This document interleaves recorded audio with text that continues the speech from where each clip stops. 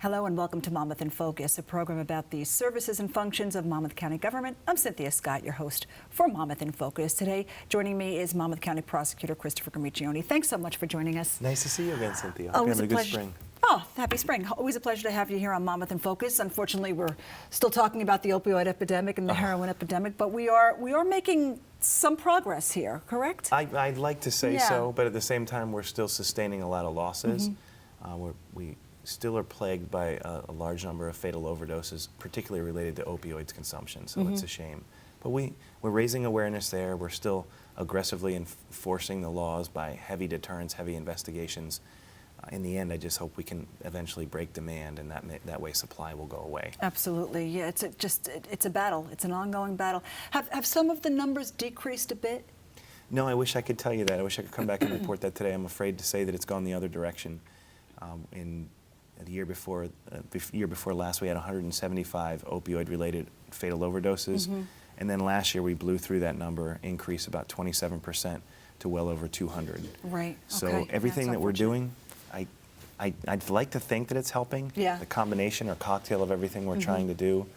I hope one day catches on, gains some traction, and we'll see a reversal of those numbers. Absolutely, and it's important to note that it's not just Monmouth County. It's everywhere. It's in different communities, different counties. You know, unfortunately, this is the heroin epidemic is just a problem throughout the state, throughout the country.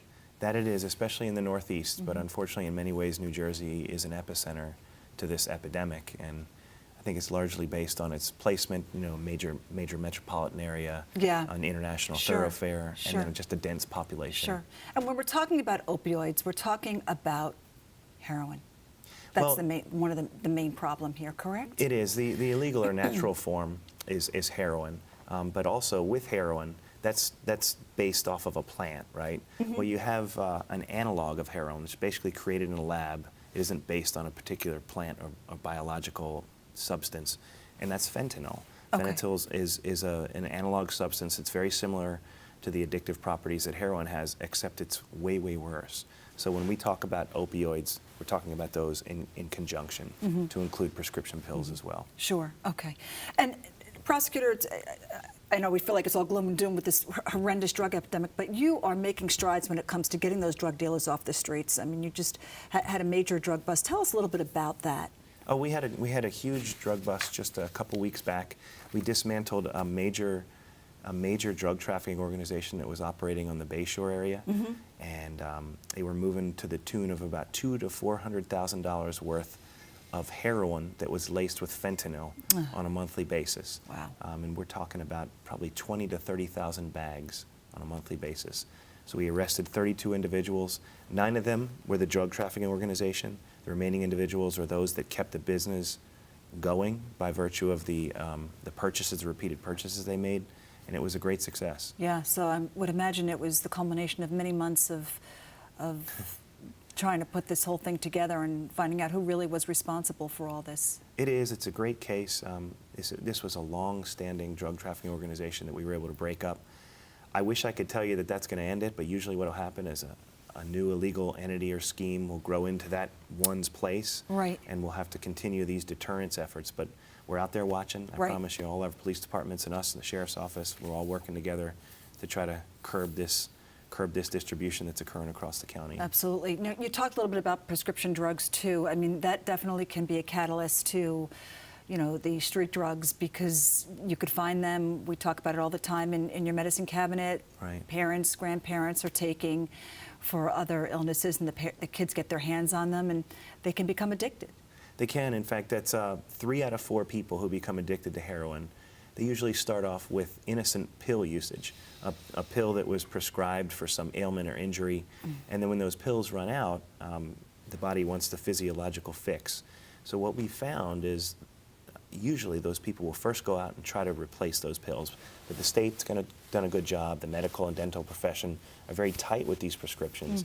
So now what you have is more than 50% of people who obtain pills illegally, they're usually getting it by way of stealing or taking it or buying it from people that were lawfully prescribed prescriptions that aren't using them anymore. Right. Which is why we push on the surrender of those unused or Yeah. unwanted prescription pills that are in Sure. your cabinet. But that path from pill abuse to when the pills dry up, it ultimately ends, it forces people on the street to buy really illegal and readily available cheap heroin. Yeah. Oh boy. Yeah. It's a terrible epidemic here. Yes, ma'am. Really It is. terrible. Let's talk a little bit about Narcan, naloxone, which obviously the prosecutor's office unveiled several years back, and I know that it certainly had some success with that. We did, and we were the first prosecutor's office, along with Ocean County, to roll this out as a pilot program.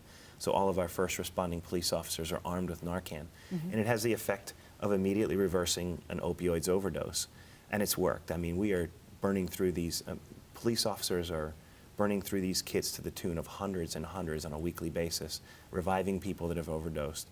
But it has an ugly underbelly, and that ugly underbelly is, now that it's very public that naloxone can bring you back from an overdose, I think it's empowering people where they feel like they've got an extra chance at life. Say, hey, listen, this is, Right. they're going to bring me back anyway. What's the risk of Right. me ingesting a little extra opioids? Yeah, so there's like the good and the bad with it. The There good is. outweighs the bad, but still there's some of that negative to it that they think like that. There is, Yeah. and it's work. I mean, we have a save rate of nearly 95%, and that's a good thing. But what we're finding lately is it's harder to revive people who have ingested heroin that's laced with fentanyl, because fentanyl is so much more powerful.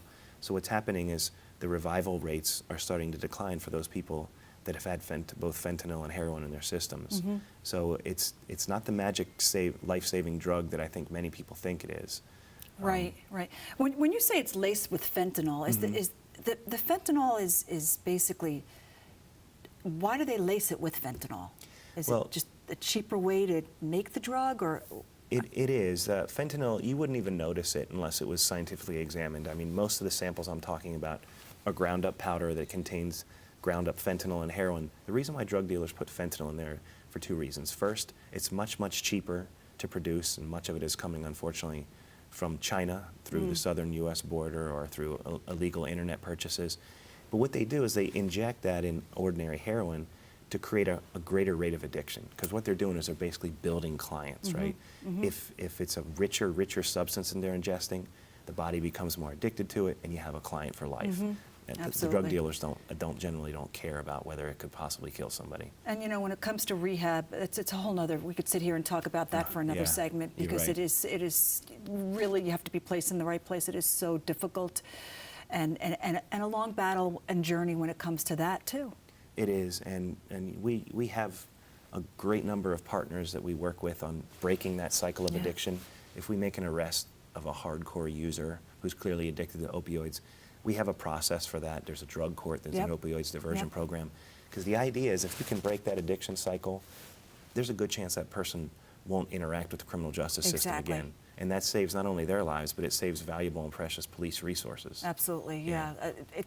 Gone are the days where you arrest somebody for drugs and you just put them in jail and then they get out. Now it's a whole process. Let's get these people help. See if they will accept the help, take the help, because then maybe the crime will go down. Yeah, that's exactly And right. they'll be living happier and healthier lives. It's that, that expression, a rising tide lifts all boats, where you're not only saving the person Yeah. who's struggling with use disorder, protecting their families, but these police officers, you'd be amazed how much time and money they're investing in responding to this epidemic. Imagine what they could do if this wasn't a problem. They get back to ordinary policing, Sure. right? Yep, absolutely. Well, Yeah. Prosecutor, thank you so much for joining us today and talking about this very, very important and unfortunately deadly issue Yeah. here in Monmouth County. I'm sure we look forward to speaking about this again in the future, and hopefully, we'll make some strides and continue to do the great work that the Monmouth County Prosecutor's Office does. We're up to the challenge. Good to be with you today, Cynthia. Great to see you, Thank Prosecutor. That is all the time we have for this segment of Monmouth in Focus. For more information, please go to www.visitmonmouth.com. I'm Cynthia Scott.